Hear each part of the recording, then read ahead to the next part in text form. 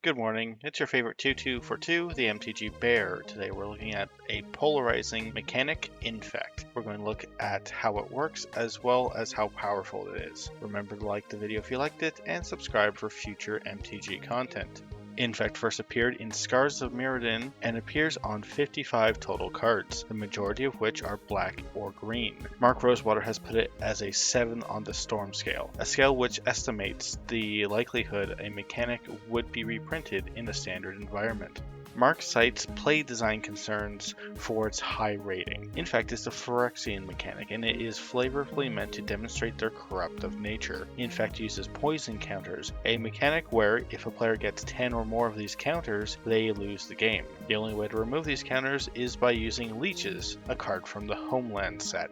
Infect is a keyword that affects creatures. Infect modifies how damage is dealt from a source. We'll be using Glistener Elf, a 1/1 with Infect for a single green, to demonstrate.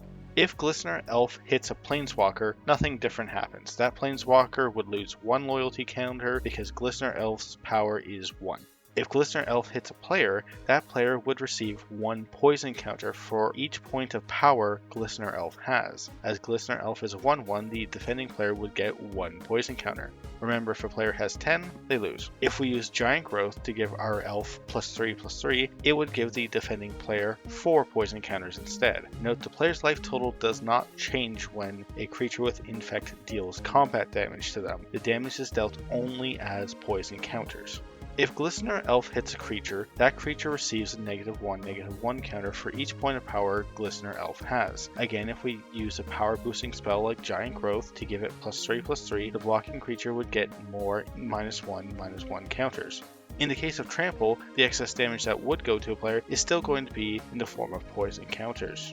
Remember, normal damage is not applied to creatures and players. They receive -1/-1 and poison counters respectively. If you have lifelink as well, you would still gain a life equal to the power of the Infect creature whenever it deals damage. Infect's power is that it operates on essentially a second life total, one that your opponent can't increase barring cards from Homelands. Infect doubles the effectiveness of power boosting spells like Berserk, Giant Growth, and Indomitable Might, as instead of 5 damage being a quarter of your opponent's starting life total, it is instead half of your starting life total. So it's like the creatures dealing double damage. If you can get out your Glistener Elf early and get in one swing with enough pump spells, you can easily one-shot someone with Infect damage.